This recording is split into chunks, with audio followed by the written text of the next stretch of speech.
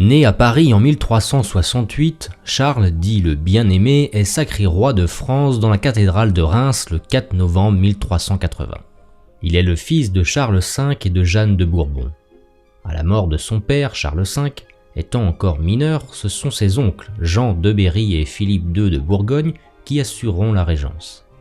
En 1385, il épousa Isabeau de Bavière, fille aînée d'Étienne III de Bavière, âgé de 14 ans. La minorité du roi entraîna des querelles entre ses oncles. Ils se disputent le pouvoir et s'enrichissent grâce notamment au rétablissement d'anciens impôts. Cette décision entraînera la révolte dite des Maillotins, car les révoltés étaient munis de maillets de plomb, qui de Rouen embrasa plusieurs autres villes et finit par atteindre Paris, où ils tueront les collecteurs d'impôts et pilleront la ville. Pour réaffirmer l'autorité royale, Charles VI entra en grande pompe dans une ville soumise et fit exécuter les meneurs. En 1388, tout juste âgé de 20 ans, il prend le pouvoir et convoque le conseil du roi. Il révoque ses oncles et fait appel à des hommes de confiance, les Marmousset, les anciens conseillers de son père, Charles V. Le 5 août 1392, Charles VI vit son premier accès de folie alors qu'il traversa la forêt du Mans à la tête de ses troupes.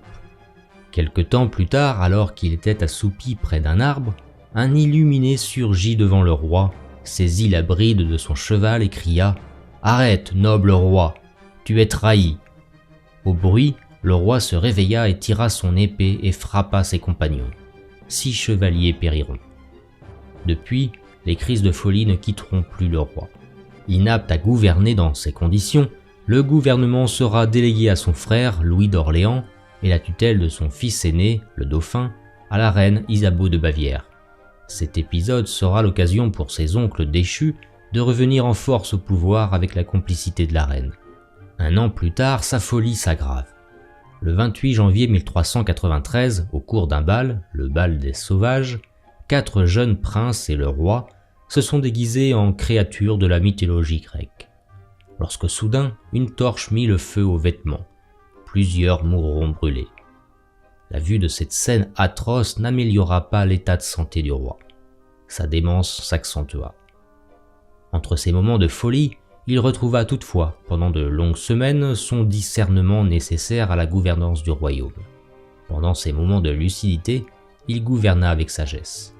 L'instabilité permit à la guerre de 100 ans de reprendre. Le roi d'Angleterre, Henri V, remporta la bataille d'Azincourt en 1415 et s'empara de la Normandie. En 1419, le conflit entre Armagnac et Bourguignon conduit à l'assassinat du duc de Bourgogne, Jean sans peur.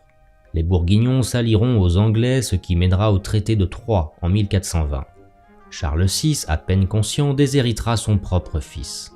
Le traité prévoyait de marier la fille de Charles VI au roi d'Angleterre, Henri V, et le futur fils deviendrait roi de France. Le dauphin Charles sera déchu de ses droits sur la couronne. L'emprise de la couronne anglaise sur la couronne française s'intensifia, mais elle ne fut pas totale. Les Armagnacs n'acceptaient pas le traité. Le futur Charles VII les garda comme soutien et gouverna en qualité de régent au sud de la Loire. En 1422, à la suite d'un règne long et particulièrement dramatique, Charles VI mourut. Il sera inhumé dans la basilique Saint-Denis. N'oubliez pas de vous abonner à ma chaîne, de commenter et de partager. Si vous aimez mon travail et vous voulez me soutenir, vous pouvez faire un don via mon compte Tipeee. Merci d'avance.